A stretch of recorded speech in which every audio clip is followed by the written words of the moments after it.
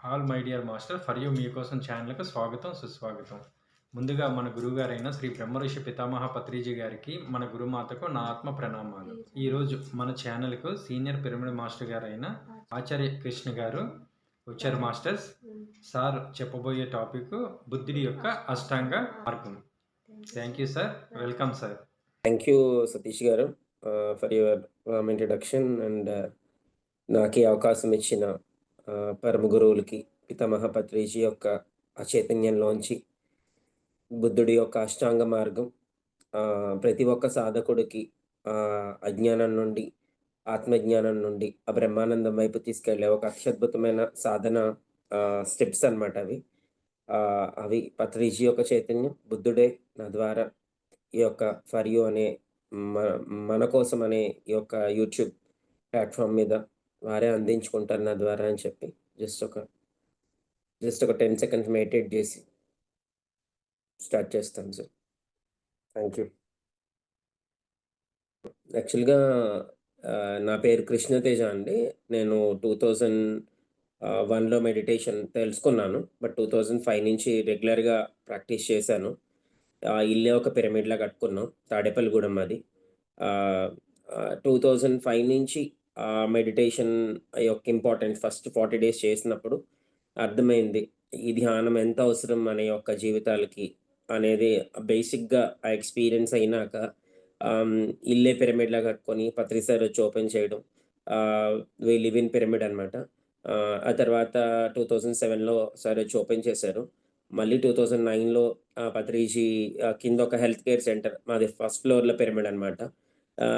తర్వాత గ్రౌండ్ ఫ్లోర్లో ఒకటి ఉంటే బాగుంటుందని అనిపించి, అంటే ఎక్కలేని వాళ్ళు ఉంటారు, ఇల్లే పిరమిడ్ కాబట్టి కొంతమంది ప్రైవసీ మాకు లేకపోయినా వాళ్ళు ఈ ఇంట్లో ప్రైవసీ కదా అని అది చూసి తర్వాత సార్ని అడిగినప్పుడు సార్ కేర్ సెంటర్ లాగా ఆయన వచ్చి ఓపెన్ చేసినప్పుడు ఒక కౌన్సిలింగ్ రూమ్ కూడా సెపరేట్గా గ్లాస్ క్యాబిన్ లాగా ఆయన సజెస్ట్ చేశారనమాట. మళ్ళీ 2009లో సార్ వచ్చి ఓపెన్ చేశారు. ఇలా పత్రిజీతో నా ట్రావెల్ ఏంటంటే ధ్యానము, ధ్యాన ప్రచారము, పిరమిడ్ శక్తి. మా అమ్మగారి ద్వారా నాకు ధ్యానం ఇంట్రడక్షన్ అయింది. తర్వాత పత్రిజీతో ట్రావెల్ చేశాను. అమర్నాథ్ ట్రెక్కింగ్ సార్తో ఆల్మోస్ట్ 2007 నుంచి అరుణాచలం ధ్యాన యజ్ఞం నుంచి కట్టాల ధ్యాన మహాచక్రం 2012లో ఫస్ట్ టైం జరిగినంత వరకు కూడా వితౌట్ ఎనీ బ్రేక్ లేకుండా అన్ని ఇయర్స్ ధ్యాన మహాచక్రాలకి సార్తో ఇమ్మెన్స్ నాలెడ్జ్ సార్ 2012 వరకు కూడా భూమి యొక్క షిఫ్ట్లో భాగంగా చాలా కోర్ విజ్డమ్ అని అందించారు ఆ టైంలో. ఆ తర్వాత కూడా అందించారు. బట్ కోర్ ఆ టైంలో రెడీ అయిన మాస్టర్స్ అందరూ కూడా అత్యద్భుతంగా ఆయన ద్వారా తీర్చిదిద్దబడ్డామని ఇప్పటికీ gratitude to Patriji once again అండి.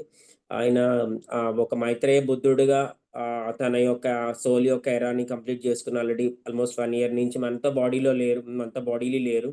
బట్ ఆయన యొక్క ప్రజ్ఞ, ఆ బుద్ధుడి యొక్క ప్రజ్ఞని 2500 సంవత్సరాల తర్వాత భూమి మీదకి మళ్ళీ తీసుకొచ్చి స్థాపన చేసి ఇప్పుడు సోషల్ మీడియాలో పిఎంసి ఛానల్ ఇచ్చి ఇంకా భూమి ఉన్నంత కాలం ఆ యొక్క విద్యని ఇదవ్వకుండా ఇన్ని సోషల్ మీడియా ప్లాట్ఫామ్స్లో కూడా అనేక రూపాల్లో అనేక మంది ఆధ్యాత్మిక సాధకుల యొక్క విజ్ఞానాన్ని అందిస్తూ ప్రపంచమంతా ధ్యానమయం అవ్వాలి అన్న పత్రిజీ యొక్క మహాసంకల్పంలో ఆ బుద్ధుడు చెప్పిన అష్టాంగ మార్గం ఏదైతే ప్రతి ఒక్క జీవికి ఆనందంగా ఉండాలి అంటే దుఃఖరాహిత్య స్థితి ఖచ్చితంగా ఉండాలి.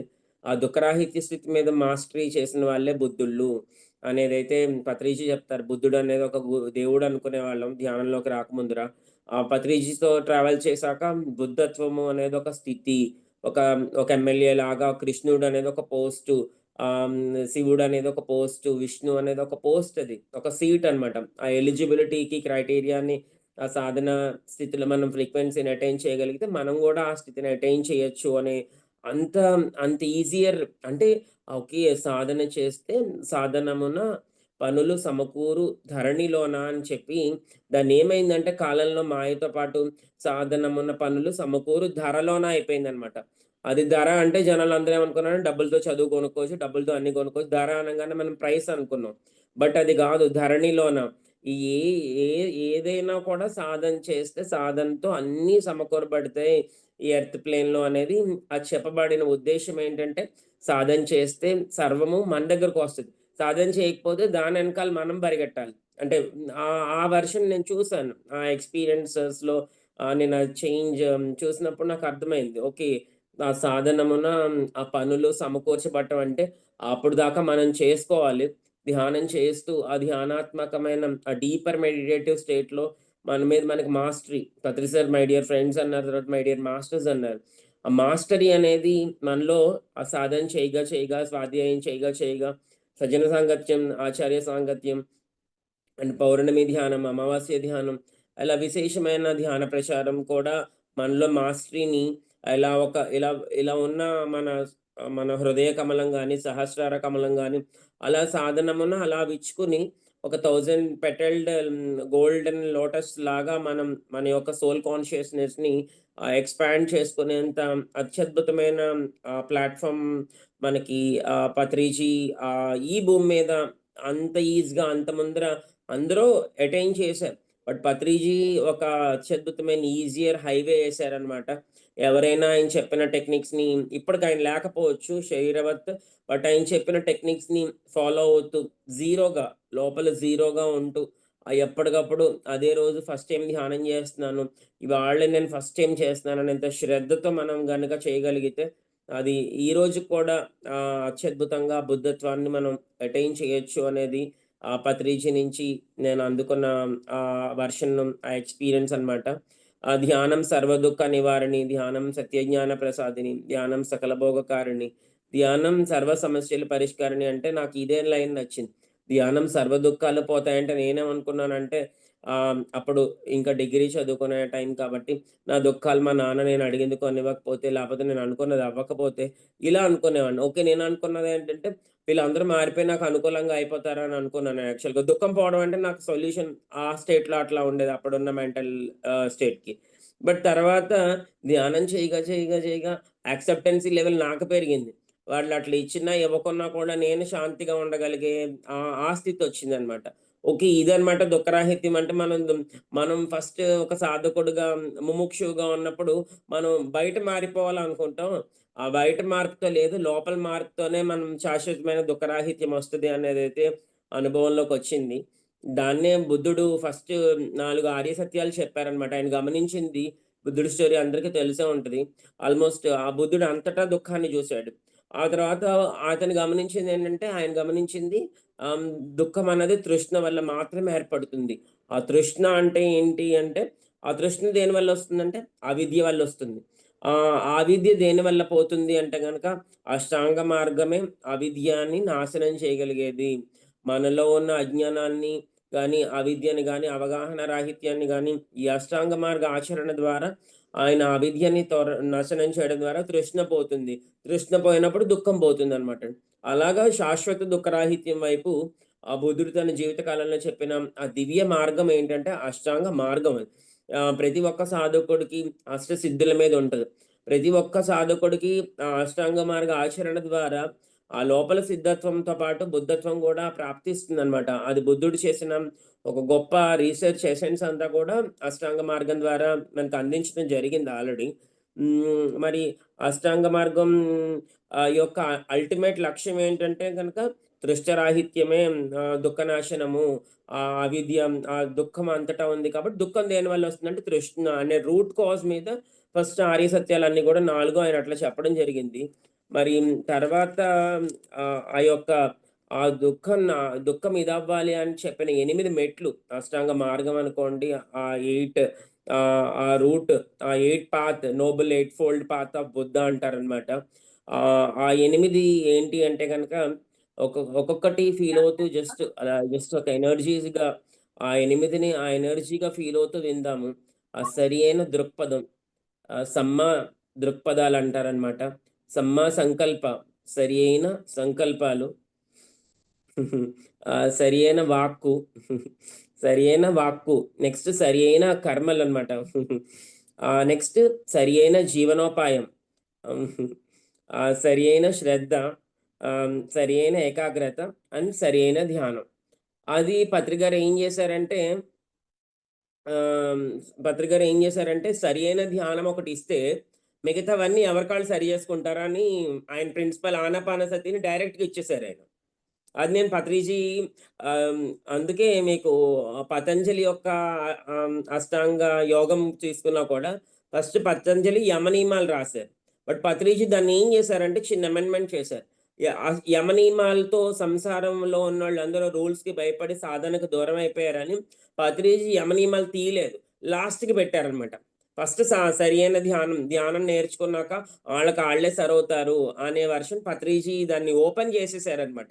ఈ యమనియమాలకి ఆలోచనతోనే సంసారులు ఒక సగటు గృహస్థు, సగటు యువకుడు, సగటు యువతి తనని తాను ఇది చేసుకోలేనివన్నీ అన్నీ తీరిపోయాక రావాల్సింది ఆధ్యాత్మికతకి ధ్యానం అనే ఒక అపోహలో ఉండిపోయారు యమనియమాలు ఉండడం వల్ల అని చెప్పి పత్రిజీ దాన్ని నోటీస్ చేసి ఆ యమనియమాల్ని లాస్ట్‌కి పెట్టారనమాట అండి.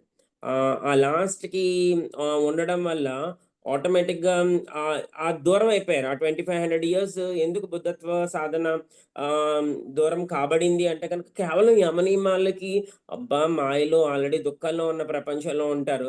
అబ్బా! ఈ నియమాలన్నీ ఎవరికి ఫాలో అవుతాం? ఎన్ని ఫాలో అవ్వగలం?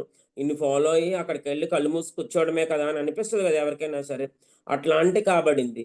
మరి అందుకని బట్ పత్రిజీ సరైన ధ్యానం ఆనాపానసతిని ఇవ్వడం ద్వారా మళ్ళీ ఆయన కూడా వాక్క్షేత్రం అంటూ సరియైన వాక్కు గురించి చెప్పారు. సరియైన దృక్పథం. ఆ హంసని పట్టుకుంటే హంసలాగా పాలు, నీళ్లు కలిసే ఉంటాయి ఎక్కడైనా సరే. ఆ పాలునే గ్రహించుకునే ఆ దృక్పథాన్ని ఆ హంసని శ్వాసను పట్టుకోవడం ద్వారా, ఆ శ్వాస గమనిక ద్వారా మనకు తెలియకుండానే పాజిటివ్‌గా ఉండాలి, పాజిటివ్‌గా ఉండాలి, పాజిటివ్‌గా ఉండాలని బోలెడుమంది అనుకుంటా ఉంటారు. కానీ రియల్‌గా వచ్చినప్పుడు దాన్ని పాజిటివ్ స్టేట్‌లో తీసుకోగలిగే ఆ దృక్పథం మనలో ఆ మూమెంట్‌లో ఉండడానికి ఈ సరైన ధ్యానం అనేది ఒక వేరులాగా, ఒక రూట్ ఫౌండేషన్ లాగా ఉపయోగపడతదనమాట అండి. మరి సరియైన సంకల్పాలు. అంతకుముందు దాకా నాకేమొచ్చింది, నాకేమొచ్చింది, నాకు ఇది జేశాను, ఈ పని జేశాను, ఇదేమొచ్చిద్ది, ఇదేమొచ్చిద్దని అనుకునేవాళ్ళం. బట్ పత్రిజీ దగ్గరకొచ్చాక ఆ సాధన ఉండడం వల్ల ఆ సరియైన సంకల్పాలు ఓకే. నాతో పాటు ఈ భూమి మీద అన్ని ప్రాణులు బావుండాలి.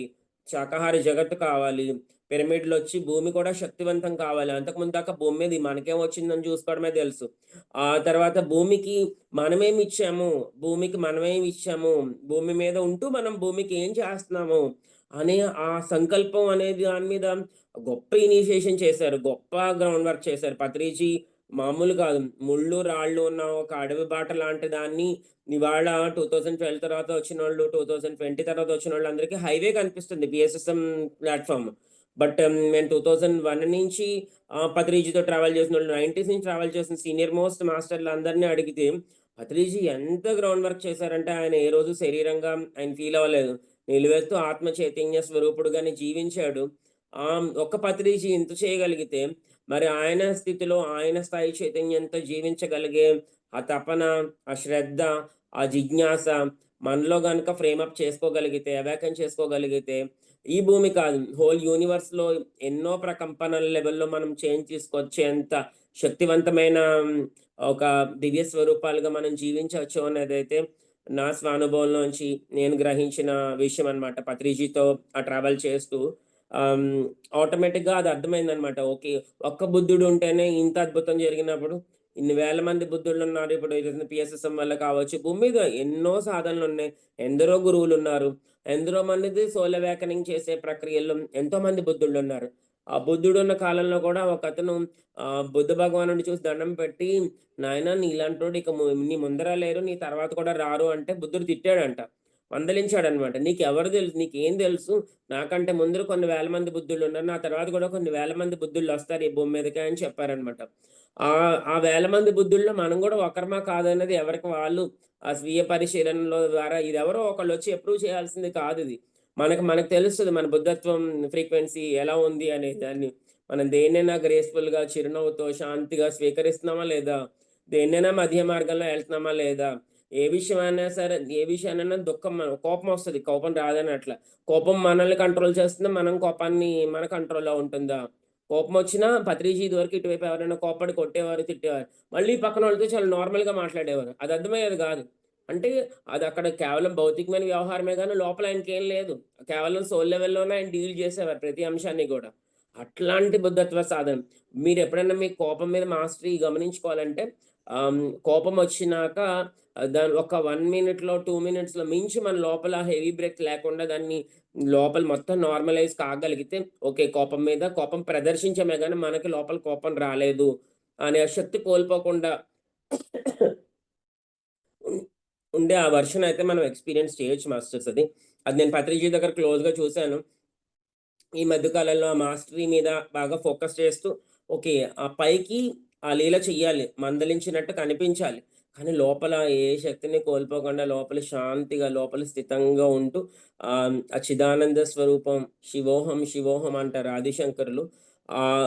మనమే ఆ అద్వైతం ఏదైతే ఆ హైయెస్ట్ వన్నెస్ ఆ ఏకత్వ స్థితిని పత్రిజీ ఏకత్వం అన్న పదం వాడకపోయినా జీవుడే దేవుడు అని ఆయన అల్టిమేట్‌గా చెప్పేసారనమాట. నా జ్ఞాన నవరత్నాల్లో జీవుడే దేవుడు, దేహమే దేవాలయం, ఆత్మే పరబ్రహ్మము అని అల్టిమేట్‌గా ఆయన చెప్పిందేదైనా ఉందంటే ఆయన అద్వైత తత్వాన్నే చెప్పారు.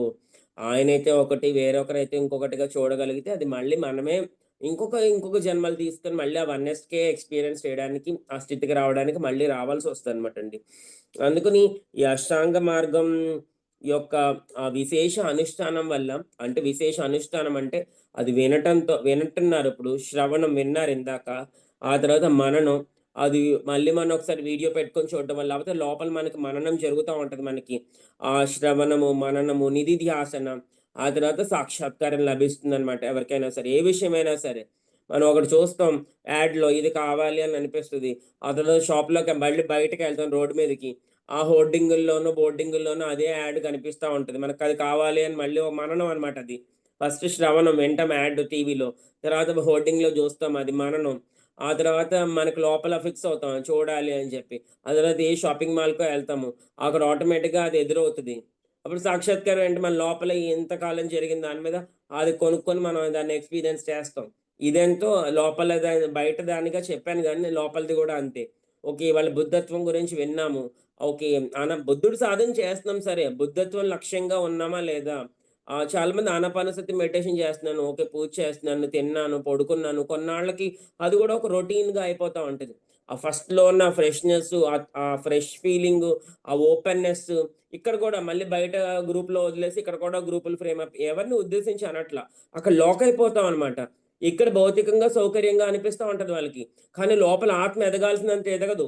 మళ్ళీ ఆ పంచాయతీలు వదిలేసి ఇక్కడ పంచాయతీలు. అక్కడ లొల్లిలు వదిలేసి ఇక్కడ లొల్లి. అక్కడేమైంది లోపల గుణాలు సాధనైతే యాడ్ అయింది గానీ, లోపల సంస్కారాలు, ఆ సంస్కార శుద్ధి జరగాలంటే, ఆ విశేషమైన అష్టాంగ మార్గ ఆచరణ ఉండాలి. అందుకే ఆయన సమ్మా దృక్పథ, సమ్మా సంకల్ప, సమ్మవాక్కు అని ఎందుకు అంత ఇంపార్టెంట్‌గా ఆయన ఒక్కొక్క విషయాన్ని ఎంత పర్టిక్యులర్‌గా ఆయన చెప్పారు అంటే బుద్ధ భగవానుడు అంత దాని వెనకాల ఆ ఒక్క 8 ప్రిన్సిపల్స్ చాలు మన జీవిత కాలం ఏ రోజు దుఃఖం లేకుండా సదా ఆనంద స్థితిలో, సదా దుఃఖరాహిత్య స్థితిలో ఉండడానికి ఆ 8 మీరు చూడండి 8 ఒక్క నంబర్ చూస్తే ఎటు నుంచి ఎటైనా ఒకలానే ఉంటదది. ఎటు నుంచి ఎటైనా యాడ్ అవ్వచ్చు. ఆ ఇన్‌ఫైనైట్ నంబర్‌గా కూడా చూసుకోవచ్చు. మనం 8ని చూసుకుంటే నాకు తర్వాత వచ్చింది ఈ మెసేజ్ నాకు ఇంట్యూషనల్‌గా వచ్చింది. 8 అడ్డంగా తిప్పితే ఇన్‌ఫైనైట్ నంబర్ ఇలాగే ఉంటది. ఇన్‌ఫైనైట్ కూడా ఇలాగే ఉంటది. అప్పుడు ఏంటి అది టోటల్ నువ్వు నేనొక జీవుడిని అనుకుని ఇలా బాక్స్‌లో ఉన్నావు. ఆ తర్వాత పైన దేవుడు అని 2 అనుకున్నాం. కానీ 2 కలిపేసి 8 అయిపోయినప్పుడు ఓకే. జీవుడే దేవుడని పత్రిజీ చెప్పేసారు. మనం కూడా అంతో ఇంతో ఎక్స్‌పీరియన్స్ చేసాం. కానీ 2 లేవక్కడ. 2 కలిపితే 8 అనంతత్వం, సర్వాత్మతత్వం, విశ్వవ్యాపకత్వం, విశ్వంలో అన్ని ప్రాణుల్లోనూ నువ్వే ఉన్నావు, అంతటా నువ్వే ఉన్నావు అనే ఆ అద్వైత దివ్యానుభవం పొందడం కోసం అల్టిమేట్ లక్ష్యం ఏదన్నా ఉందంటే అంతటా దైవాన్నే చూడాలి. అందరిలోనూ దైవాన్నే చూడాలి. అన్ని క్షణాల్లోనూ అదే స్థితిలో ఉండాలి. బట్ బయట ప్రాపంచిక వ్యవహారం లోపల ఏ లొల్లి లోపల ఏ శాంతిని కోల్పోకుండా, ఏ శక్తిని కోల్పోకుండా లోపలన్నా చిరునవ్వు పైకి నవ్వితే కొన్ని సార్లు నప్పదు కాబట్టి లోపలన్నా చిరునవ్వుతో హాయిగా మనం వ్యవహరించగలగాలి. అది నేను జీవన్ముక్త స్థితి అని అనుకుంటాననమాట. మనం పైలోకాలకెళ్ళాక ముక్తి నాకు నచ్చేది కాదు బేసికల్‌గా. అప్పుడు యంగ్‌స్టర్‌గా ఉండేవాడిని. ఆ పైకెళ్ళిపోయాక వచ్చే ముక్తి కోసం ఇప్పుడు ఇన్ని ఎంజాయ్‌మెంట్‌లు, ఇన్ని రూల్స్ వదిలేసుకోవాలా అని అనిపించేది. బట్ తర్వాత ధ్యానంలోకి వచ్చాక నాకు అర్థమైంది. ఒక జీవన్ముక్తి ఆ విదేహం అంటే ఇది విదేహ ముక్తి అంటే దేహాన్ని వదిలిపెట్టేసాక వచ్చే ముక్తి కాదు. మనం ఈ క్షణంలో ఇప్పుడే ఆ ముక్త స్థితిని అనుభవించొచ్చు. అది జీవన్ముక్త స్థితి అని చెప్పి అర్థమై నాకు. ఓకే. నేను కోరుకుంటుంది ఇదనమాట. నా ఆత్మ నా సోల్ ప్యాటర్న్‌లో నేను కోరుకుంటుంది భూమి మీద ఈ జీవన్ముక్త స్థితి అనేదైతే నాకు క్లారిటీ వచ్చింది మాస్టర్స్ అది. ఆ జీవన్ముక్త స్థితికి బయట ప్రపంచంలో అందరూ అష్టలక్ష్మి గుడికెళ్తా ఉంటారు. అష్టలక్ష్మిలు ఒక లక్ష్మి వస్తే సరిపోదు. 8 లక్ష్ములు కావాలి మాకు సుసంపన్నంగా ఉండడానికి అంటారు. అలాగే ఒక సాధకుడికి ఎప్పుడు గూడా అష్టసిద్ధులు నవనిధులు అని చెప్పి హనుమాన్ చాలీసాలో అష్టసిద్ధి నవనిధికే దాత సీతామాత అని చెప్పి ఒక వస్తదనమాట అండి. సీతామాత అంటే అక్కడ పత్రి సార్ చెప్పాక అర్థమైంది. సీతామాత అంటే కాస్మిక్ ఎనర్జీ. ఆవిడ సాక్షాత్ అమ్మవారనమాట. విశ్వశక్తి స్వరూపం అనమాట. ఎవరైతే హనుమాన్ లాగా, కోతిలాగా ఉండే మైండ్‌సెట్ 40 డేస్ వాయుపుత్రుడిలాగా లోపలికొచ్చే వాయువుని మనం వదిలిపెట్టే వాయువుని గమనిస్తా ఉంటామో, ఆళ్ళు ఆటోమేటిక్‌గా వాయుపుత్ర తత్వంలోకొస్తారు. అప్పుడేమవుతది సీతామాత అనుగ్రహిస్తది. అంటే మనం వాళ్ళ లోపల పవర్స్ యాక్టివేట్ అయ్యి రావణుడి లంకకెళ్ళి సీతామాత దర్శనం ఇవన్నీ కూడా పైకి నరేషన్. లోపల అంతర్గత సత్యం ఏంటంటే ఆ విశ్వశక్తి, విశ్వమయ ప్రాణశక్తి ఆవాహన జరుగుతది. వాళ్ళ లోపల నాడీ మండల శుద్ధి జరుగుతది. వాళ్ళ లోపల అష్టసిద్ధులు, నవనిధులు తత్వాలు యాక్టివేట్ అవుతాయి. దానిలో ఉన్న యోగ రహస్యం ఏంటంటే అదనమాట. ఎవరైతే హనుమాన్ కోతిలా ఉండిపోతారా, హనుమాన్ లాగా సాధన స్టార్ట్ చేస్తారా, ఆ వచ్చే ఈ నవనిధులకి, అష్టసిద్ధులకి ఆగిపోతారా, మళ్ళీ అన్ని పొందినా కూడా అన్ని పవర్స్ ఉన్నా కూడా రాముడంటే ఒక సరెండరెన్స్‌తో అంటే రాముడంటే అక్కడ రాముడనే ఒక పర్సన్ అని గాదు. ఆ పరమాత్మ తత్వం అన్నమాట. విశ్వాత్మ తత్వం, పురుషోత్తమ తత్వానికి ఆ సరెండరెన్స్‌తో ఒబేయింగ్‌లో ఉన్నాడు హనుమంతుడు. ఆ యొక్క గురు శక్తికి గాని, విశ్వశక్తికి గాని భూమి మీద తాను అనుభవించే ఆటన్ని పట్ల కృతజ్ఞత ఉన్నాడా లేదా సాధకుడు అనేది అక్కడ హనుమంతుడి తత్వంలోంచి మనకి అవాకెన్ అవ్వాల్సింది, మనం చెక్ చేసుకోవాల్సిన విషయాలైతే నాకవి కనిపిచ్చాయి. అందుకని అట్లాంటి ఈ అష్టాంగ మార్గ అనుష్ఠానం ఎంత సాధకుడికి, ఎలాంటి సాధకుడికైనా సరే, ఈ అష్టాంగ మార్గ అనుష్ఠానం అనే దాన్ని ఎక్కడన్నా మీకెప్పుడైనా కొంచెం ఇంబాలెన్స్‌గా అనిపిస్తే చూసుకుంటే, ఎక్కడో ఒక చోట దీనిలో 1%, 10% పర్సెంటేజ్ పక్కన పెడితే, ఇక్కడెక్కడో మనం ఇదయ్యాం కాబట్టి, అక్కడ దుఃఖం మనం అనుభవించాము అనే దాన్నైతే ఖచ్చితంగా మనం టాలీ చేసుకోవచ్చు మాస్టర్స్. అంత అద్భుతమైన మనకి మనమే ఆ బుద్ధుళ్ళుగా నిర్వాణ, పరినిర్వాణ, మహాపరినిర్వాణ స్థితుల్లో ఆ enlightenment hire enlightenment, highest enlightenment అన్నమాట. బుద్ధుడు ఎన్‌లైటన్ అయినప్పుడు ఫస్ట్ బోధి వృక్షం కింద తాను ఎన్‌లైటన్ అయ్యాడు. బోధిసత్వుడిగా బోధిస్తున్నప్పుడు ఎంతోమంది ఎన్‌లైటన్ అయ్యారు ఆయన చుట్టూత. మరి మహాపరినిర్వాణ స్థితి అంటే బుద్ధుడు ఇలా తల కింద మన విష్ణుమూర్తిలాగా చేయి పెట్టుకొని పడుకుంటాడు చూడండి. అది మహాపరినిర్వాణ బుద్ధుడు. అక్కడ బుద్ధుడు ఏం బోధించలేదు. ఆయన ప్రెజెన్స్‌లో మిగతా వాళ్ళందరికీ అందిపోయేది. అలాంటి దివ్యత్వపు స్థితి అన్నమాట. అంత హైయెస్ట్ ఎన్‌లైటెన్డ్ స్టేట్. మరి ఎన్‌లైటన్‌మెంట్ ఒక్క కాసేపు ఫీల్ అయితేనే అబ్బా! అని మళ్ళీ మనకు తెలియకుండా లేని ఆహాలు, లేని నేనులు వచ్చేస్తా ఉంటాయి. మనం ఒక ఒక 5, 6 ఏళ్ళు ధ్యానం చేస్తే, అబ్బా! ఇన్నేళ్ల నుంచి ధ్యానం చేస్తున్నా. ఇవంతా మాయ, మోహం, అవిద్య అలా కాసి కూర్చుంటదనమాట. ఎట్లా సాధకుడిని ఇది చేద్దాము అని చెప్పి, అబ్బా! చాలా చేసేసానులే అనే ఫీలింగు. ఇవన్నీ కూడా ఆ అవిద్య తాలూకా ఆ యొక్క అష్టాంగ మార్గ అనుష్ఠానంలో చిన్న చిన్న గ్యాప్స్ ఉంటాయి. ఆ గ్యాప్‌లోంచి ఏది రావాలో అదొస్తది. ఏది అక్కర్లేనిది కూడా అదొస్తది. బట్ సాధకుడు ఎప్పుడైతే ఆ తృష్ణ కాకుండా అవిద్యతో కాకుండా పూర్తి ఎరుకతో ఉంటాడో ఆటోమేటిక్‌గా అతనెప్పుడు ఆనంద స్థితిలో, దుఃఖరాహిత్య స్థితిలో ఉండడానికి ఆ యొక్క అష్టాంగ మార్గం అనేది అంత సపోర్ట్ చేస్తుంది. మరి అష్టాంగ మార్గంలో మరి ఇంకా మెయిన్ ఈ 8 కూడా 3 ప్రిన్సిపల్స్ మీద 3 మనలో యాక్టివేట్ అవ్వడానికి యొక్క భగవాన్ బుద్ధుడు దాన్ని ఫ్రేమ్ అప్ చేశారంట. అదేంటంటే ప్రజ్ఞ, శీలము, సమాధి అనమాట అండి. అన్న ఆ యొక్క మూడింటి మౌలిక విషయాల్ని సంబంధించిన శిక్షణ ఈ యొక్క అష్టాంగ మార్గం ద్వారా ఈ 3 మనలో నేచురల్‌గా ఫ్రేమ్ అప్ అయ్యి స్టెబిలిటైజ్ అయ్యి దాని మీద మాస్టరీ సాధించేలాగా ఈ యొక్క అష్టాంగ మార్గం అనే దాన్ని ఆయన ఫ్రేమ్ అప్ చేయడం అనేదైతే జరిగిందనమాట. ఆ యొక్క ప్రజ్ఞ. ఈ ప్రజ్ఞ అంటే గనక మీరు ఆ జ్ఞానం వికసితం అనమాట. మనం ఫస్ట్‌లో ఓకే. నాది, నా కుటుంబం ఒకటి బావుంటే చాలు తెల్లారి లేస్తే దీనికోసమే ఉండేవాళ్ళం. తర్వాత ఆ జ్ఞానం వికసించాక నేను దేహమనో, నేను మనస్సుగానో జీవించేవాడిని. లేదంటే నేను పలానా వైశ్యగానో, పలానా లేపోతే నేను ఈ కమ్యూనిటీకి చెందినోడుగానో, లేపోతే నేను ఈ నేనుల్లోనే ఉండేవాళ్ళం అనమాట. ఆ జ్ఞానం అప్పటి వరకు ఉండేది. బట్ ధ్యానం చేశాక, ధ్యానంలోకొచ్చాక ఆ లోపలున్న ఆత్మ యొక్క హృదయం నరిష్మెంట్, ఆత్మ పోషణ జరిగే కొద్దీ ఆటోమేటిక్‌గా ఓకే. నేను దేహం ఒక్కటే కాదు, దేహంతో కూడా ఉన్న ఆత్మ పదార్థము. నేను ఈ యొక్క దేహం ఒకటే కాదు, దీనిలో ఉన్న పంచకోశాలు కూడా నేనే. ఈ అన్నమయ కోశాన్ని ఈ యొక్క బాడీని ఫుడ్‌తో పెట్టి ఫీడ్ చేస్తున్నాం. కానీ మరి ఆనందమయ కోశం అని ఉంటది.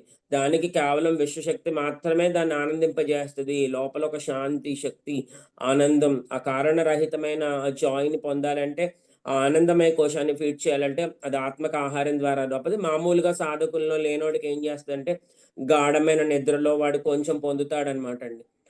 ఆ పొందిన శక్తితోనే వాడు తెల్లారి లేచి వాడి పనులన్నీ జేసుకుంటా ఉంటాడు. మళ్ళా అయి కూడా ఇంకా ఎక్కువ ఖర్చు పెట్టుకుంటే త్వరగా మళ్ళీ ఇదైపోతా ఉంటది. అందుకని అట్లాంటి ఆ ప్రజ్ఞ అంతా కూడా అది యాక్టివేట్ అయింది. మనలో అంతరాత్మ బోధ అని ఉంటది. ఇంట్యూషన్, అనాహత చక్ర యాక్టివేట్ అయినాక, విశుద్ధ చక్ర యొక్క క్లియరెన్స్ అయినాక, ఆజ్ఞా చక్ర యొక్క యాక్టివేషన్ అండ్ కంప్లీషన్ అయినాక, కంప్లీట్‌గా మనకి క్లియర్ కట్ క్లారిటీ వచ్చేస్తదనమాట అండి. అట్లాగా ఆ ప్రజ్ఞ అనే దాని మీద అంత బేసిక్‌గా ఆ 3 ఎవరైతే సరి అయిన దృక్పథాలు, సరియైన సంకల్పాలు. ఈ 2 కూడా మనలో ఉన్న ఆ ప్రజ్ఞానం, బ్రహ్మ ఆ ప్రజ్ఞని పూర్తిగా యాక్టివేషన్‌లో ఉంచుతది. పూర్తిగా బ్యాలెన్స్‌డ్ ప్రజ్ఞ అనమాటండి. అంటే నాకు నాకు కూడా తెలిసిందన్న ఆనందం వేరు. నా ఒక్కడికే తెలిసిపోయిందన్న ఇది వేరు. లేదు మా ఊర్లో నా అందరికంటే ఫస్ట్ నేనొచ్చానని, లేపోతే మా ఇళ్ళల్లో ఎవరు ధ్యానం చేయలేదు. ఇలా మాయన్నమాట. ఆ జ్ఞానం, ఆ అవిద్య ఎక్కడో చోట పక్కన అలా వస్తా ఉంటదనమాట. బట్ నేను నా ద్వారా నాకు అందించిన ఈ జ్ఞానాన్ని ఎంతమందికి అందించగలం? లేపోతే విశ్వ కళ్యాణానికి ఎలా వినియోగించగలం? అనే ఆ ఎరుక పూర్తి బ్యాలెన్స్‌డ్‌గా ఉండడాన్ని ప్రజ్ఞగా చెప్పొచ్చనమాట. మరి రెండోది శీలము. అంటే క్యారెక్టర్ అనమాట. క్యారెక్టర్ అని చూసుకుంటే అది దేని మీద బిల్ట్ అయ్యి ఉంటదంటే సరియైన వాక్కు, సరియైన జీవనోపాయం, మరి సరియైన కర్మ. ఆ యొక్క మనం చేసే కర్మలు బట్టి మనం వృత్తిగా గాని, ప్రవృత్తిగా గాని మనం చేసే కర్మలు బట్టి మన జీవనోపాయం ఉంటుంది కాబట్టి, మరి సరియైన వాక్కులు. ఈ నోట్లోంచి వచ్చేదాన్ని బట్టి మొత్తం 7 క్యారెక్టర్ అనే దాని మీద మనం ఈ మూడిటి మీద ఎవరి క్యారెక్టర్ అయినా మనం ఒక అవగాహనకో, ఒక అభిప్రాయానికి మనకు తెలియకుండానే వస్తూ ఉంటాం. ఈ యొక్క శీలం అనే దాని మీద ఈ మూడిటి మీద మనం ఆ యొక్క శీలం అనే దాన్ని, ఆ క్యారెక్టర్ అనే దాన్ని క్యారెక్టర్ అంటే మనం పర్సన్‌గా కాదు. వాళ్ళ యొక్క గుణాలనమాట. తమో గుణంలో ఉన్నారా? రజో గుణంలో ఉన్నారా? సత్వగుణంలో ఉన్నారా? అందరూ దేవుళ్ళే. బట్ వాళ్ళు ఆ గుణాల్లో ఉంటారు కాబట్టి, ఆ గుణం ఆ యొక్క శీలం అనేది దాని మీద ఫ్రేమ్ అయ్యేది. ఈ యొక్క సరియైన వాక్కు, సరియైన జీవనోపాయం మరియు సరియైన కర్మలనమాటండి. మరి లాస్ట్‌లీ సమాధి. అది దేనివల్ల వస్తాయి అంటే గనక సరియైన శ్రద్ధ, సరియైన ఏకాగ్రత, మరి సరియైన ధ్యానం. ఆ యొక్క సరియైన ధ్యానంతో మొదలుపెట్టి, ఆ సరియైన ఏకాగ్రత మరియు సరియైన శ్రద్ధ, ఈ యొక్క సమాధి మీద గనక మనం మన సమాధి స్టేట్ మీద అంటే థాట్‌లెస్ స్టేట్ మీద, ఇంకా డీపర్ థాట్‌లెస్ స్టేట్ మీద, బాడీలెస్ స్టేట్ మీద, ఎమోషనల్ బ్యాలెన్స్ మీద ఈ ఎరుక, ఈ యొక్క సమాధి మీద గనక మనం ఫోకస్ చేస్తే బాబా గారు చెప్తారు. నా సమాధి నుండి నేను సర్వ సమాధానాలు ఇస్తానంటే అందరూ షిరిడీకి వేలల్లో, లక్షల్లో ఎళ్తున్నారు. అక్కడ చదివితే నా సమాధి నుండి నేను సర్వ సమాధానాలు పొందుతావు నాయనా. నీ సమాధి స్థితిలో నువ్వు సరియైన ధ్యానం చెయ్యి. ఆయన శ్రద్ధ, సబూరి అని రూ. 2 అడిగాడు. అంటే సరియైన శ్రద్ధ అందులో ఉంది కదా! ఆయన అడిగిన దానిలో. ఆ సరియైన శ్రద్ధ ఉన్నప్పుడు సబూరి అంటే సహనంతో, ఆ శ్రద్ధతో ధ్యానం చేస్తే ఏకాగ్రత వస్తది. ఆ సహనం పెరుగుతది. ఆయన అడిగిన రూ. 2 అడిగి నీ శ్రద్ధ, నీ సహనం 2 ఇచ్చి సాధన చేయరా బాబు. నేను నా కుక్కలోనూ ఉన్నాను, అన్నిట్లోనూ ఉన్నాను, అంతటా ఉన్నాను ఆయన చెప్పకనే చెప్పాడు. ఆయన చెప్పిన దానిలో అల్టిమేట్ ట్రూత్ ఉంది. ఏ ఒక్క యోగి కూడా, ఏ ఒక్కరు కూడా చ ర ఇంకొకటంటూ ఏం చెప్పలేదు. నన్ను చాలామంది అడుగుతారు. ఒక్కొక్కరు ఒక్కొక్కటి చెప్పారు కదండీ! నాకు అన్ని వేరియేషన్స్‌లాగా అనిపిస్తున్నాయంటే, ముందర నీ లోపల అన్ని వేరియేషన్స్ ఉన్నాయి. నీ లోపల నువ్వు ఏకత్వాన్ని అటైన్ చెయ్యి. నీ లోపల నువ్వు కరెక్ట్‌గా మూలాన్ని గనక పట్టుకుంటే అన్నిట్లోనూ నాకు అదే ఎసెన్స్ కనిపిస్తది. నాకు ఈవెన్ ఎవడన్నా తిట్టినా ఓకే. వాడి లోపల ఏముందో అది కనిపిస్తది. ఓకే. వాడు ఈ వెర్షన్‌లో ఇట్లా చేయాల్సొచ్చింది అనేదైతే నాకు అవగాహన అవుతది. బట్ లీలగా అక్కడ సాల్వ్ చేసుకోవాలి కాబట్టి గట్టిగా వ్యవహరిస్తాం అయన్నీ వేరే విషయం అది. బట్ లోపల ఆ కార్యకారణ సిద్ధాంతం ఏంటనేది అర్థమవుతుందనమాట అండి. క్లియర్‌గా ఆ యొక్క విషయం అనేది అర్థమవుతదనమాట. అంత అద్భుతంగా మన యొక్క ఎవాల్వింగ్ గాని, మన యొక్క గ్రోత్ గాని, ఈ అష్టాంగ మార్గ ఆచరణ ద్వారా మన అంత అత్యద్భుతమైన బుద్ధుళ్ళుగా, బుద్ధ భగవానుడుగా, మహాపరినిర్వాణ బుద్ధులుగా మనం తీర్చిదిద్దుకోవడానికి, ఇది చూడ్డానికి 8గా కనిపించిన ఆ 8 చూడండి మనం కూర్చుంటే మనకి 8 దిక్కులుంటాయి. ఎటు చూసినా మనకొక ఏటో ఒకటి ఎళ్తాం ఖచ్చితంగా కనెక్ట్ అవుతాం. అలాగే మన చుట్టూ ఎప్పుడు ఆల్ రౌండింగ్‌గా 8 దిక్కులు గాదు. మన చుట్టూన అష్టలక్ష్ములు ఉండాలనుకుంటారు. మామూలు బాహ్యంలో ఉన్నోళ్ళందరూను. మా ఇంట్లో ఎప్పుడు అష్టలక్ష్ములు ఉండాలనుకుంటారు.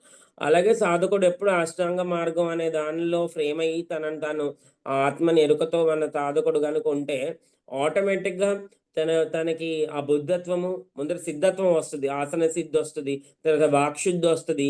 తర్వాత సంకల్ప శుద్ధొస్తది. ఆహ్, ఎప్పుడైతే శుద్ధొస్తదో ఆ సరియైన ఆహ్, సమాధి, సరియైన ఆ శీలం వల్ల ఆటోమేటిక్‌గా సరియైన సంకల్పాలు, సరైన దృక్పథాలు, ఆ సంకల్ప శుద్ధి ఫస్టొచ్చి తర్వాత సంకల్పం సిద్ధిస్తదనమాటండి. ఆ బుద్ధత్వం కూడా సిద్ధిస్తదది. ఇది ఎవరికి వాళ్ళ ఉద్ధరేదాత్మనాత్మానం అని కృష్ణుడు చెప్పిన, అపోదీపభవ అని చెప్పి బుద్ధుడు చెప్పిన అల్టిమేట్‌గా ఆ బుద్ధత్వమైన, కృష్ణ తత్వమైన, ఆ పరమాత్మ తత్వమైన, ఈవెన్ జీసస్ క్రైస్ట్ కూడా అదే చెప్పారు. నేనే ఆది, నేనే మధ్యము, నేనే అంతము అని చెప్పంటే, ఆ నేనన్నది ఆత్మ చైతన్యము. ఆ యొక్క సోల్ కాన్షియస్‌నెస్ అది. నువ్వు ఫైనైట్‌గా బాడీలో ఉంటే అది సోలు, జీవుడు, ప్రాణము అని చెప్పుకుంటాం.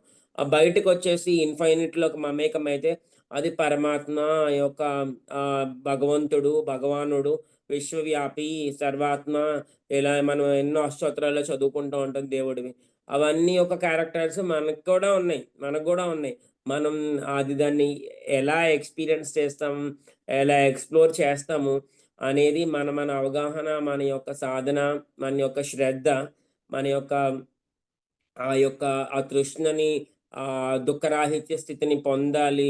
అందుకని నాకు అల్టిమేట్‌గా నేను సమస్త ప్రాణికోటి యొక్క ఎన్‌లైటన్‌మెంట్ కోసము నాకు శీఘ్రంగా ఎన్‌లైటన్‌మెంట్ కావాలి. నాకు శీఘ్రంగా నిర్వాణ స్థితి అనుభవం కావాలి అని ఒక్కసారి మీకోసం కంటే విశ్వ కళ్యాణం కోసం అడిగి సాధన చేసి చూడండి.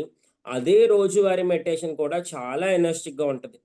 అసలా ఆ ముందు మెడిటేషను అంటే నేనెవరికి ధ్యానం చెప్తే వాళ్ళందరూ కూడా ముక్తి పొందాలి అనుకుని, ఆ స్థితిలో నా సాధన ఉండాలి అనుకుని చెయ్యండి. అసలు వేరే లెవెల్‌లో ఉంటది. పత్రిజీ ఈ భూమండలాన్ని ధ్యానమయం చేయాలని వచ్చిన వలన ఆ సోల్ కరేజ్ అలాగే ఉంటది. ఆ సోల్ కాన్షియస్‌నెస్ మన లక్ష్యం ఎంత పెద్దదో మనకొచ్చే ఎనర్జీ లెవెల్స్ కూడా అట్లనే ఉంటాయి. మన లక్ష్యం బట్టే ఉంటదనమాటండి. అందుకని నేను నా కొరకు నా రోగం తగ్గించుకుంటే చాలు. నేను 2005 నుంచి చూసాను. చాలా మందికి మెడిటేషన్‌లోకొచ్చాక ఫస్ట్‌లో ప్రాబ్లమ్స్ అన్నీ తగ్గిపోతాయి. తర్వాత మళ్ళీ కొన్నాళ్ళకి రిపీట్ అయిపోతా ఉంటాయి. ఎందుకు? మరి ఏమి ఫస్ట్‌లో తగ్గిందేంటి? తర్వాత వచ్చిందేంటి? అంటే మనం తగ్గితే బయటికి చెప్పుకుంటాం గానీ, తర్వాత వస్తేని పబ్లిక్‌లో అంత చెప్పరు గదా! ఏదో దగ్గరగా ఉన్నోళ్ళకి తెలుస్తా ఉంటది. అది చూసుకొని గమనించినప్పుడు ఏంటంటే, ఆ శీలం, ఆ యొక్క సంస్కారం ఆ లోపల పైకి ఆ టైంలో ఫ్రెష్‌గా ఉంటారు. ఎవరేం చెప్పినా జీరోగా వింటరు. తర్వాత అర్థమైపోతది. ఈయన సతీష్ గారు, ఈయన యూట్యూబ్ గ్రూప్ చిన్నది, లేపోతే లైట్ వర్కర్స్ పెద్దది. ఆయన ఇంకా గ్రేట్ మాస్టరు. అంటే మనకు తెలియకుండానే అన్నీ ఏర్పరుచుకుంటా ఉంటామనమాట. ఏర్పరిచేసుకుంటా ఉంటాం. ఇక్కడ కూడా బయట ఆలోచనల పంచాయతీ వదిలేసుకొని ఇక్కడ ఆలోచన రాహిత్యం మీదకొచ్చామో, ఇక్కడ గూడా మళ్ళీ అన్నీ ఫ్రేమప్ చేసేసుకుంటా ఉంటాడు. మాయ అనేది అట్లా ఉంటదనమాట. ఆ మాయ, ఆ అవిద్య, ఆ తృష్ణ ఫస్ట్‌లో తృష్ణ ఎంతసేపు వచ్చామా, ధ్యానం చేశామా, ఏమన్నా మంచిది విన్నామా, దాన్ని ఆచరించామా అని ఉంటది. ఇక్కడ ఒక 2, 3 ఏళ్లొచ్చేటప్పటికి ఇక్కడేమో మనం పత్రికారిచ్చిన స్వేచ్ఛ ఏంటంటే, అందరూ దేవుళ్ళని వచ్చిన రోజు నుంచి చెప్పేస్తారు. ఇందులో ఎవడికి ఎక్కడ తలకెక్కుద్ది అనేది ఆ మాయ కూడా అది భగవంతుడి మాయ. అది గొప్ప ఆటే.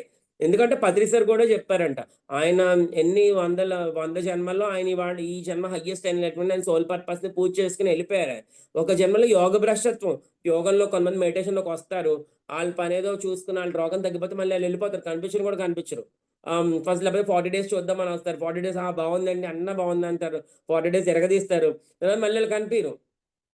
అంటే ఆ యోగం మానేశారు, యోగ భ్రష్టులు అనడానికి లేదు. అది గూడా ఒక అనుభవ పరంపరలో అది గూడా ఒక స్టెప్ అనమాట. అది ఒక ఫేజ్ ఆఫ్ లైఫ్ అనమాట. ఆహ్, అది పత్రి సార్ చెప్పారు. ఒక లైఫ్‌లో నేను కూడా యోగ భ్రష్టుడిని అయ్యానురా బాబు అని చెప్పాడంట. ఒక సీనియర్ మోస్ట్ మాస్టర్స్ కలిసి కూర్చొని మాట్లాడుతూ ఉంటారు కదా! పత్రి సార్‌తో. అప్పుడు చెప్పినప్పుడు అప్పుడు భూమి మీద ఏది సరికానిది? భూమి మీద ఏది గొప్పది?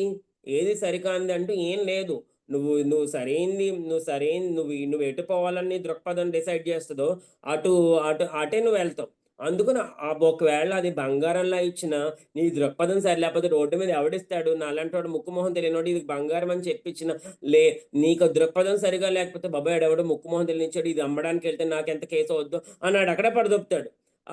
అంటే ఆ దృక్పథం అక్కడ మనిషి కాదు, ఇచ్చినోడు కాదు. ఆ దృక్పథం ఓకే. లేపోతే నేను కష్టపడలేదు నాకెందుకులే ఇది అని అనుకున్నాడు. లేదా అంటే ఆ యొక్క నిజంగా భగవంతుడు ఆళ్ళు పూజించే భగవంతుడు ఈ రోజునొస్తే ఆ రూపంలోనే వాళ్ళు పూజించే ఫోటోలోంచి దిగొస్తే నువ్వే గెటప్ ఏసుకొనొచ్చావు అని అడిగే ప్రపంచంలోనే ఉన్నాం గానీ, నిజంగా భగవంతుడొచ్చాడని చెప్పి వన్నెస్‌లో మన ఇంట్లో అన్నీ వెండి కంచాల్లో భగవంతుడి ముందర అన్నీ పెడతాం. నిజంగా ఆళ్ళెవరన్నా స్ట్రేంజరొచ్చి మనకు ఆ గెటప్‌లో వస్తే మనం వెండి కంచం పెట్టే ధైర్యంలో ఈ రోజున లేరు ఎవరు కూడాను.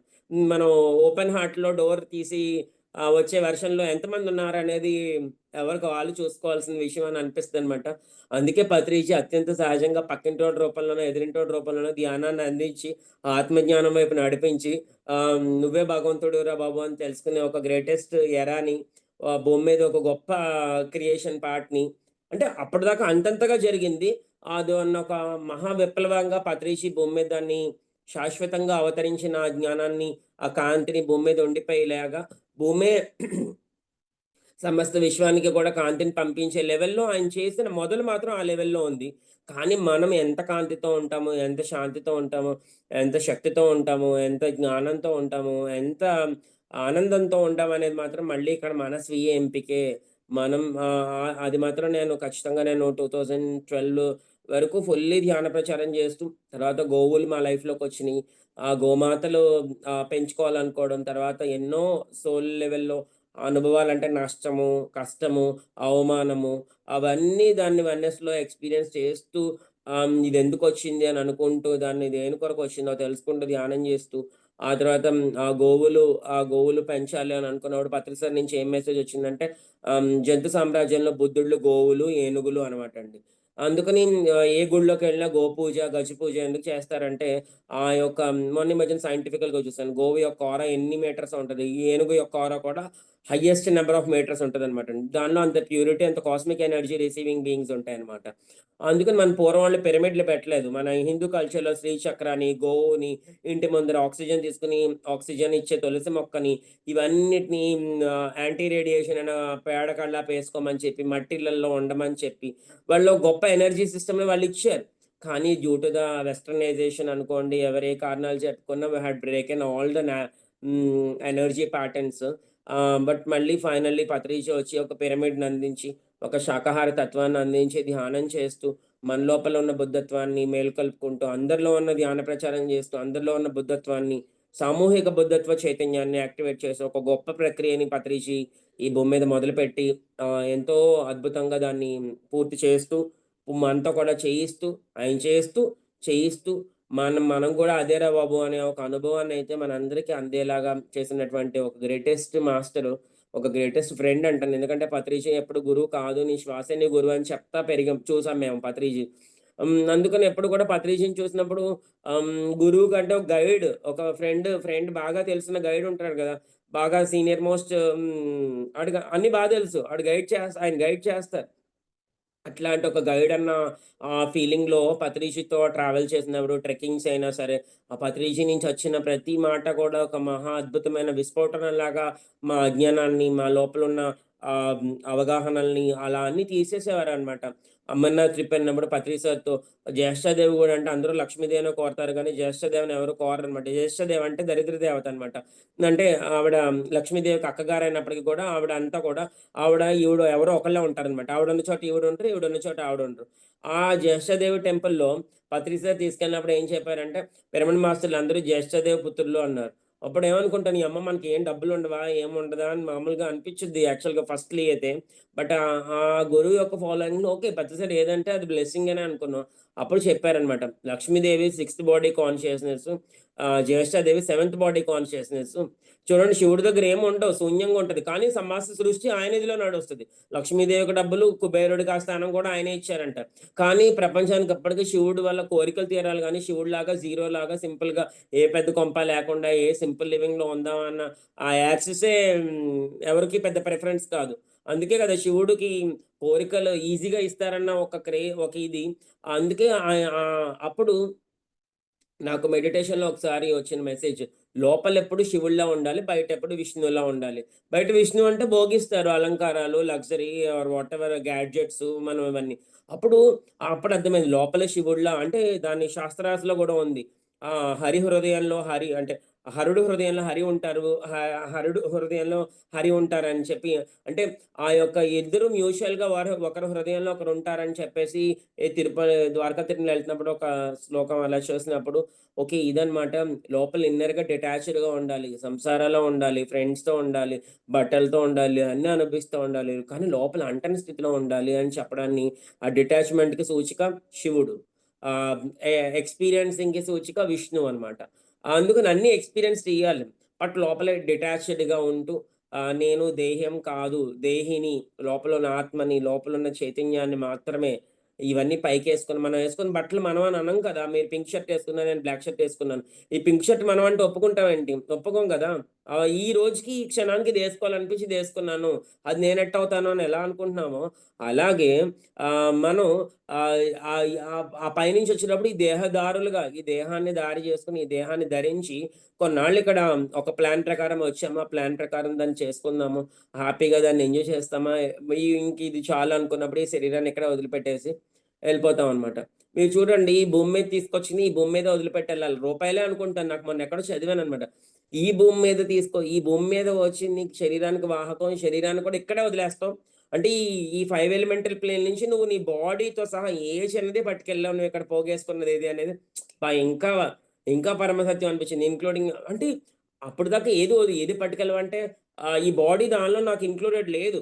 ఓకే. ఈ 5 ఎలిమెంట్స్‌తో ఫ్రేమ్ అయిన ఏదైనా సరే ఇక్కడే వదిలిపెట్టి ఎళ్ళాలి. అంటే ఇంక్లూడింగ్ ఎర్త్ ప్లేన్ నుంచి నువ్వు ఇంత కూడా ఈవెన్ నీ బాడీని కూడా నువ్వు తీసుకెళ్ళావనేది చాలా లోతుగా నోటీస్ అయినప్పుడు ఆహ్, హ్మ్, ఈ దేహానికి మనం చేసే పూతలు, దీనికోసం కేరింగ్‌లు చెయ్యొద్దనట్ల. ఈ దేహం నేనన్న భ్రమతో చేయమనమాట. దీన్నే ఆదిశంకరులు నిత్యానిత్య విచక్షణ అని అన్నారనమాట. ఆ నిత్యమైన దాని మీద కూడా చెయ్యి ఫోకస్. ఆ నిత్యమైన దాని మీదకే ఇంత టైమ్ ఇస్తుంటే మరి నిత్యమైన దానికి ఇంకెంతియ్యాలి అనే ఆ యొక్క ఫ్యాక్టింగ్ అందుకే పత్రి గారు 3 ఏళ్ల పిల్లల నుంచి ధ్యానం నేర్పించమని ఎందుకన్నారంటే వాళ్ళకి ఆ నిత్యానిత్య విచక్షణ అనేది అప్పటినుంచి ఏర్పడినప్పుడు వాళ్ళెంతో ఆనందంగా ఎదుగుతారు. ఆ దుఃఖం అనే దాన్ని తెలియనప్పుడే దుఃఖరాహిత్య స్థితి మీద మాస్టరీ ఉంటది కదా! వాళ్ళ దగ్గర. దాహమేసినాక నుయ్యి తవ్వడం కంటే ఆ నుయ్యి ఆ లోపల వాళ్ళకి ఎనర్జీ సిస్టమ్ మీద అవగాహన ఉండి పెరిగారనుకోండి, వాళ్ళకి అద్భుతాలుగా పెరుగుతారు. వాళ్ళు దేవుళ్ళుగా పెరుగుతారు భూమి మీద. అందుకే పత్రిజీ 3 ఏళ్ల పిల్లవాడి నుంచి అందరికీ ధ్యానం చేపిచ్చొచ్చు, ధ్యానం నేర్పించొచ్చు అని చెప్పి ఆయన ఒక బేసిక్కే బేసిక్. అంటే అందరికీ పంట కోసుకోవడం ఇష్టమే. కానీ ఆ భూమిని సాగు దున్ని రెడీ చేసి, దాన్ని దుక్కి అంతా చేయడం చాలా గత్తర పనిలా ఉంటది. అది ఎవ్వరు ఎత్తుకోవాలనుకోరనమాట. పత్రిజీ ఈ భూమి మీద అలాంటి వర్క్‌ని చాలా ర్యాండమ్‌గా, చాలా అద్భుతంగా ఈ భూమండలాన్ని రెడీ చేసాడు. One of the greatest. ఆయనొక్కరే అనను గాని, అలాంటి ఒక ఆ వర్క్ చేసినడానికొచ్చిన మాస్టర్స్‌లో చాలా డైనమిక్‌గా చాలా అద్భుతంగా ఈరోజు అభినవ బుద్ధుడుగా ఆయన ఈ భూమండలాన్ని ఆ బుద్ధత్వ ప్రకంపనలతో, ఆ శక్తి ప్రకంపనలతో ఆయన తనదైన ఆ యొక్క ఎరాని ఆయన భూమి మీద ఫ్రేమప్ చేసెళ్లారు. అందుకని అలాంటి అష్టాంగ మార్గాన్ని యొక్క ఇంకొంచెం డీటెయిలింగ్‌గా సరైన దృక్పథం అంటే పర్సెప్షన్. మనం చూసే దృష్టికోణాన్ని దృక్పథము అంటామనమాట అండి. ఆ యొక్క దృక్పథం చీకట్లో తాడు గూడా పామై కరిచింది అంటారనమాట. ఆ దృక్పథం చీకటక్కడ అజ్ఞానంగా చూసుకుంటే, అక్కడ తాడే కానీ నిజంగా షాక్ కొట్టి నిజంగా పామనుకుని అది కొట్టకపోయినా చనిపోయినోళ్ళున్నారు. ఎందుకు? ఆ చీకట్లో తాడుని పామయ్య అనుకుని కరిచేశారని వాళ్ళు మైండ్ లెవెల్‌లో ఫీల్ అయ్యారు, విశ్వసించారు. ఆ టాక్సిక్స్ రిలీజ్ అయినా లేకపోతే కార్డియాక్ అరెస్ట్ అయిందో ఫైనల్‌గా వాళ్ళు చనిపోయారు. అంటే ఆ దృక్పథం అనే దాన్ని సరైంది, సరికానిది ఎంత వేరియేషన్ ఉంటది అంటే గనక భూమండలం మీద మంచి, చెడ్డ అని 2 హెవీ పదాలు ఎప్పుడు ఎన్‌లైటెన్డ్ మాస్టర్ వాడడండి. ఇది చెడ్డది గదా! ఇది మంచిది గదా! అన్న పదం నేను పత్రిజీ నోట్లోంచి ఎప్పుడు వినల. సరి అయింది, సరికానిది రెండే ఉంటాయి. ఇవాళ నుంచి ఎన్‌లైటన్‌మెంట్ అన్నప్పుడు సరి అయిన వాక్కుల్లో సరి అయింది, సరికానిది. ఇప్పుడు పాయసం వండితే అందులో పంచదార ఎయ్యాలి. పప్పు వండితే అందులో పంచదార ఏస్తే అది సరి కా అక్కడ పప్పు అక్కడ ఉప్పెయ్యాలక్కడ. సరి అయింది, సరికానిది అంటే అట్లా ఉంటదనమాట జీవితం. చాలామంది అంటే ఆ పప్పుని పంచదారని తక్కువ జేస్తావా? ఉప్పుని తక్కువ జేస్తావా? అని అంటారు. కాదు. పప్పులో ఉప్పెయ్యాలి. అది గూడా ఉడికాక మాత్రమే వేయాలి. మరి అదే ముందరేసేస్తే పప్పు గూడా ఉడకదు. మరి అప్పుడు ఉప్పు సరికాందా చెప్పండి? దానికి ఒక ప్యాటర్న్ మనం తినే చిన్న పప్పుకి అంత ప్యాటర్న్ అవసరమైనప్పుడు, మనం మన ఈ యొక్క సోల్ ప్యాటర్న్‌ని దెలుసుకొని, ఆ పైనుండి ఈ మాయకి మాస్టరీ ప్రపంచం భూమనమాట. ఇంక భూమి మీద ఈ కర్మ భూమి, ఈ హోల్ యూనివర్స్‌లో కూడా అనేక కోట్ల బ్రహ్మాండాలున్నా, ఇలాంటి భూమి ఇంకెక్కడ లేదంట. కోట్ల నక్షత్రాలు, కోట్ల లోకాలున్నాయి. బట్ ఇలాంటి ఎర్త్ ప్లేన్ మాత్రం హోల్ యూనివర్స్‌లో ఇదొక్కటే ఉందంట. ఆ కర్మని ఎక్స్‌పీరియన్స్ చేయాలన్నా, ఎమోషన్స్‌ని ఎక్స్‌పీరియన్స్ చేయాలన్నా, దేవుళ్ళు సైతం భూమి మీదకే వస్తారంట. అలాంటి ఒక గొప్ప యూనిక్ భూమిలో ఉన్నాం. కానీ అందుకనే చాలా ఛాలెంజింగ్. భూమి మీదకి అందరూ ఎగేసుకొని రారు. పైన ఎంతోమంది వినుంటారు గతంలో ఎన్నో ఇంటర్‌వ్యూస్‌లో కూడా. అందరూ రారు. వచ్చినా కూడా గట్స్‌తో మళ్ళీ సత్యంలో నిలబడడానికి చాలా ఛాలెంజింగ్‌గా, చాలా స్ట్రాంగ్‌గా డెసిషన్ తీసుకున్నా కూడా మాయ లేదా అని అలా కళ్ళు మోయించినట్టు ఎప్పుడు మోయడానికి పక్కన ఉంటానే ఉంటదనమాటండి. అది ఏ ఒక్క మాస్టర్‌కి ఎక్సెప్షన్ కాదు. అందుకని మన యొక్క దృక్పథం మీరదే చూడండి. ఇప్పుడు ఈ ఫోన్ అడ్డంగా పెట్టాను. నిలువుగా పెడితే దృక్పథం చేంజ్ అయిపోద్ది. బట్ వ్యూ చేంజ్ అయిపోతది. అంటే అంత క్షణం. లేదు ఇలాగే ఉన్నా కూడా నా దృక్పథం నేను నిలువుగా ఎలా ఉందో ఊహించుకుంటే అది పక్కనోడు ఏం జేస్తాడు జెప్పండి? అట్లా ఆ దృక్పథం అనే దాన్ని అంత ఇంపార్టెంట్ రోల్ ప్లే చేస్తది.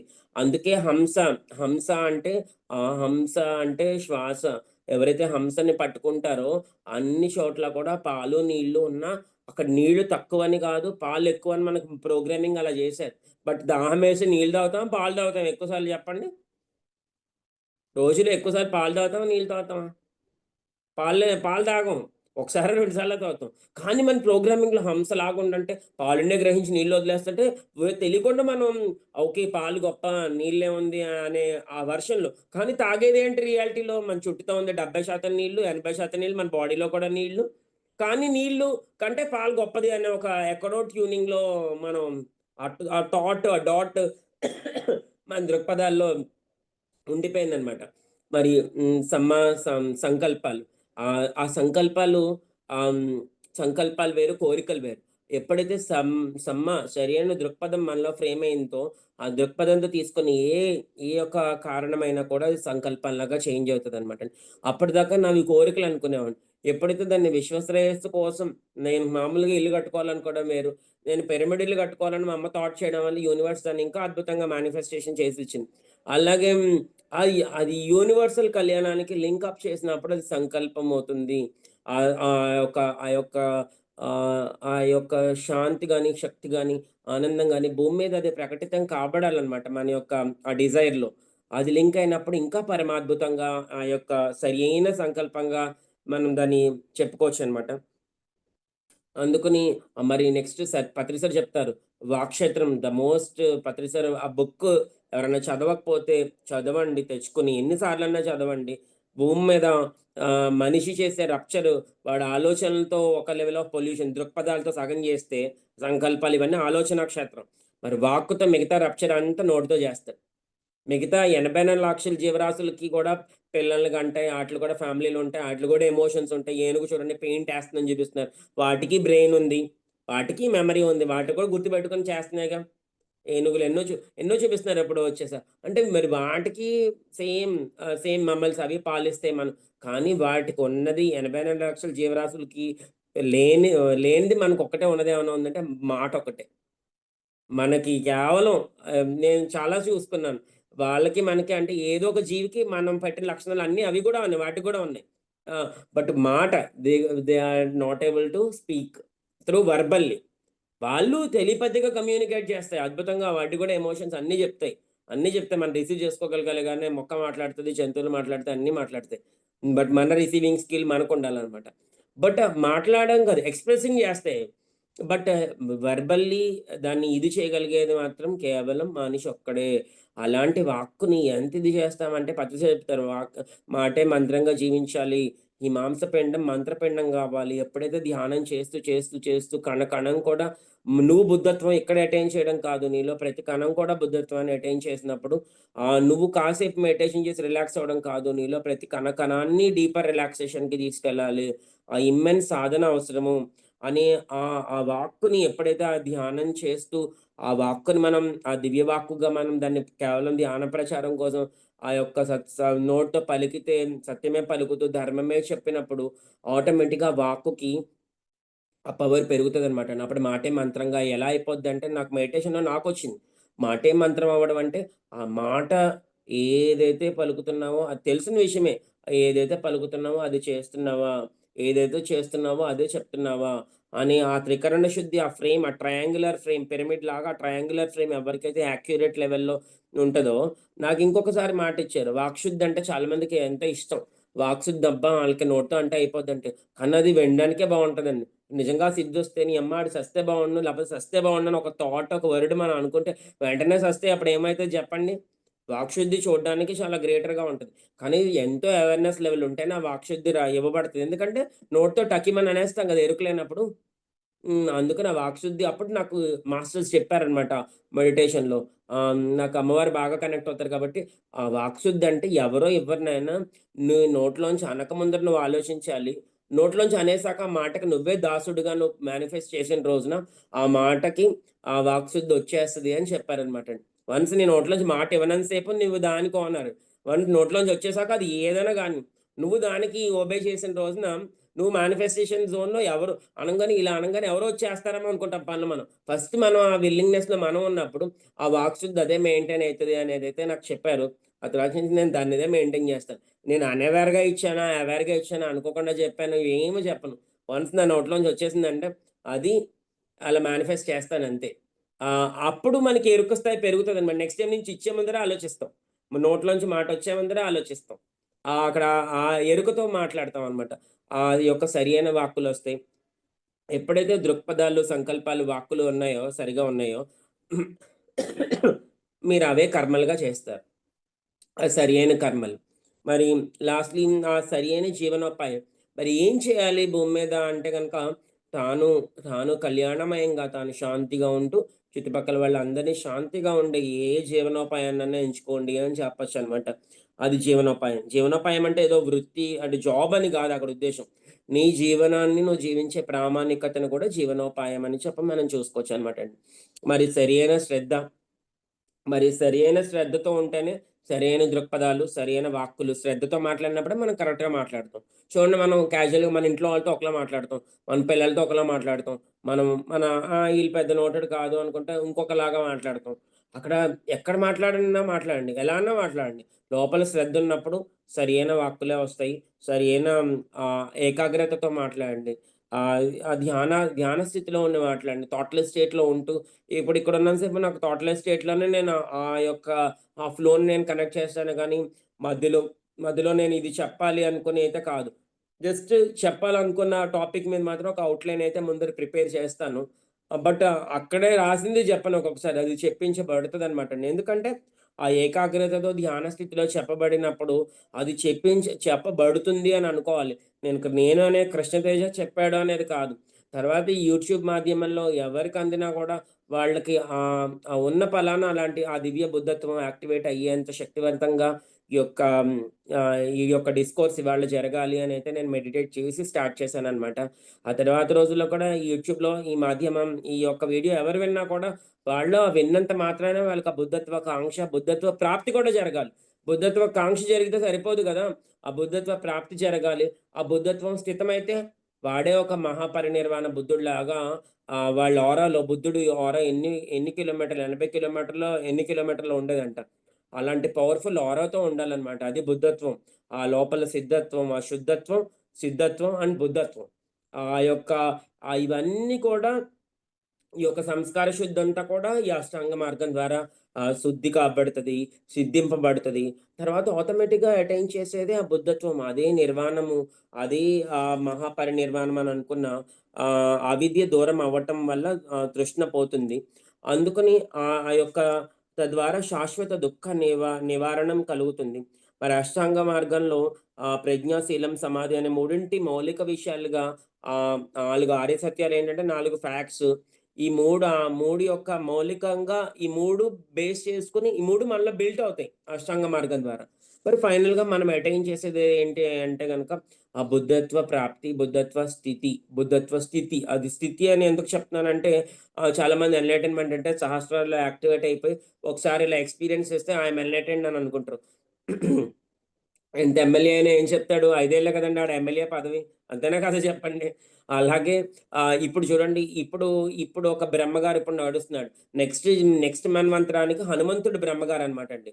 అలా మనం ఏమనుకుంటామంటే బ్రహ్మగారంటే ఈ బ్రహ్మగారే కొన్ని వేల సంవత్సరాలు అక్కడ ఆ యొక్క సెలెస్టియల్ వర్డ్స్‌లో కూడా వాళ్ళ యొక్క ఆ ఫ్రీక్వెన్సీలో ఉన్నప్పుడు మాత్రమే వాళ్ళకి ఆ పదవులు, వాళ్ళకి అవన్నీ కూడా ఎక్స్‌పీరియన్స్ చేయబడతాయి. అందుకని ఎన్‌లైటన్‌మెంట్ అయినా, బుద్ధత్వమైనా ఇవన్నీ కూడా ఫ్రీక్వెన్సీలవి. అదొక స్టేట్ ఆఫ్ బీయింగ్ అనమాట. ఆ బీయింగ్ అక్కడ లివింగ్ కాదు. బీయింగ్ అనమాట. ఆ బీయింగ్‌నెస్‌లో ఉన్నంత సేపు కూడా అదొక అద్భుతం, ఒక అనిర్వచనీయమైన ఆత్మానందం, బ్రహ్మానందం అద్భుతంగా కలుగుతదనమాట. నేను 2012 నుంచి ఆల్‌మోస్ట్ 2021 వరకు కూడా నేను ఆనాపానసతి మెడిటేషనే చేస్తూ ఉన్నాను. తర్వాత లాస్ట్‌లీ నేను ఒక 2 ఇయర్స్ నుంచి, 3 ఇయర్స్ నుంచి నేనింకా నాకు దీనిలో అడ్వాన్స్‌మెంట్ కావాలని ఎక్కడో లోపల ఎక్కడో ఉన్నట్టుంది. నేను రాత్రంతా సాధన కావాలనుకున్నామని పత్రి గారున్నప్పుడే మాకు ధ్యాన మహాచక్రాల్లో ప్రబోధ్ గారితో రాత్రంతా సాధన చేయమని అనౌన్స్‌మెంట్స్ ఉండేవి. నేను 20 కరోనా టైం నుంచి T3 ఆల్‌మోస్ట్ 2 ½ ఇయర్స్ నుంచి నేను ఆ గుడాకేశ ఏకత్వ సాధన చేస్తున్నాను. అల్టిమేట్ ఆ ఎసెన్స్ అనే దాన్ని గూడా నేను చెప్పబడిన దానిలో ప్రతీది గూడా ఆ ఏకత్వం అనే దాన్ని హైయెస్ట్‌గా ఆ ఎసెన్స్‌ని జీవించడానికి నాకు బాగా సపోర్ట్ చేస్తుంది రాత్రంతా సాధన. తృప్తియే ముక్తి అనే ఒక స్థితి అనమాట. ఆ తృప్తి అంటే సరిపెట్టుకోవడం అనుకుంటది మైండు, అహము. కానీ అది కానే కాదు. తృప్తి అంటే కడుపు నిండిపోయాక వస్తది చూడండి. మనసు నిండిపోయాక ఆనందంతో ఇంకేం కావాలనిపించదు. ఇంకేం వినాలనిపించదు. అది తృప్త స్థితి. ఆ తృప్తి స్థితి మనలో స్థితమైపోయిన రోజున మనకి ఏది కావాలని అనిపించదు. ఏది వద్దని అనిపించదు. ఏది చేస్తే అది ఆనంద స్థితిలో మన నుంచి ఎప్పుడు ఎవాల్వ్ అవుతా ఉంటది. అలాంటి ఒక ఆనందం ఈ ఈ వ్యూవర్స్ అందరూ పొందాలని లాస్ట్ ఒక 10 సెకండ్స్ మెడిటేట్ చేద్దాం సార్.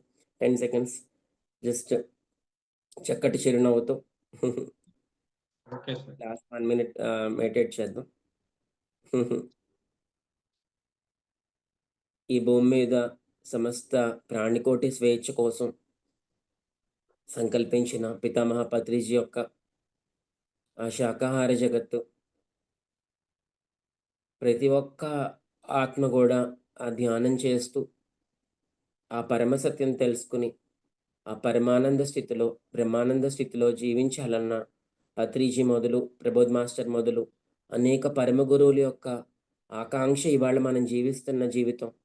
మనం ఎదుగుతున్న ఆత్మ ప్రయాణంలో ఎదుగుతున్నందుకు సూక్ష్మంలో ఎందరో దేవతలు, ఎందరో గురువులు, మన పూర్వీకులు గూడా ఎంతోమంది మన ఎన్‌లైటన్‌మెంట్ కోసం వాళ్ళెంతో సపోర్ట్ చేస్తారు. వాళ్ళ వాళ్ళ యొక్క ఆకాంక్ష. అలాంటి అద్భుతమైన ఆ ధ్యానాన్ని చాలా చక్కగా లాస్ట్ 30 సెకండ్స్ లోపల గమనిద్దాం. తల పైనుండి కింద వరకు, కింద నుండి పై వరకు ఆ శక్తిని జస్ట్ మీ చుట్టూతా గమనించండి. మీ చుట్టూతా కూడా మీ ఆరా, మీ ముందర, మీ వెనకాల, మీ ఎడమ వైపు, కుడివైపు మీ చుట్టూతా ఆ స్పేస్‌ని జస్ట్ అలా ఫీల్ అవ్వండి. ఆ ఎనర్జీ ఎక్స్‌పాండ్ అయితది. మీ రూమ్ అంతా, తర్వాత ఈ భూమండలం అంతా, ఆ తర్వాత యూనివర్స్ అంతా గూడా, యూనివర్స్ అంతా మనమే అయ్యున్నాము. లేకపోతే యూనివర్స్ అంతా మనలోనే ఉంది అంటే, అది హిరణ్యగర్భ కాన్సెప్ట్ అన్నమాట. అండమే పిండమై బ్రహ్మాండమయనే ఆ ఏకత్వ అనుభవం మాస్టర్స్. Last 10 seconds. ఈ అష్టాంగ మార్గం ఫర్ యూ అని ఈ దివ్యమైన ప్రణాళికలో భాగంగా ఈ యూట్యూబ్ వీడియో విన్న వాళ్ళందరికీ ఆ మెడిటేషన్‌లో, ఆ బుద్ధత్వ స్థితి, ఆహ్, ఆ యొక్క హైయెస్ట్ ఎన్‌లైటన్‌మెంట్, అలాగే ఆ తృప్తి, శక్తి, శాంతి, ఆనందము, పరమానందము, మహదానందము, బ్రహ్మానందము పొందుదురుగాక. తదాస్తు, తదాస్తు, తదాస్తు. బుద్ధం శరణం గచ్ఛామి. ధర్మం శరణం గచ్ఛామి. సంఘం శరణం గచ్ఛామి.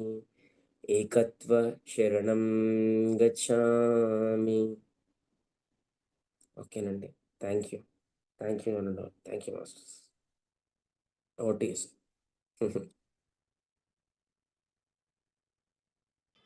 Okay masters, thank you sir. మన ఛానల్కి ఫర్ యూ మీకోసంకి వచ్చి ఎంతో ఆత్మజ్ఞానం అందించినందుకు thank you sir. Thank you.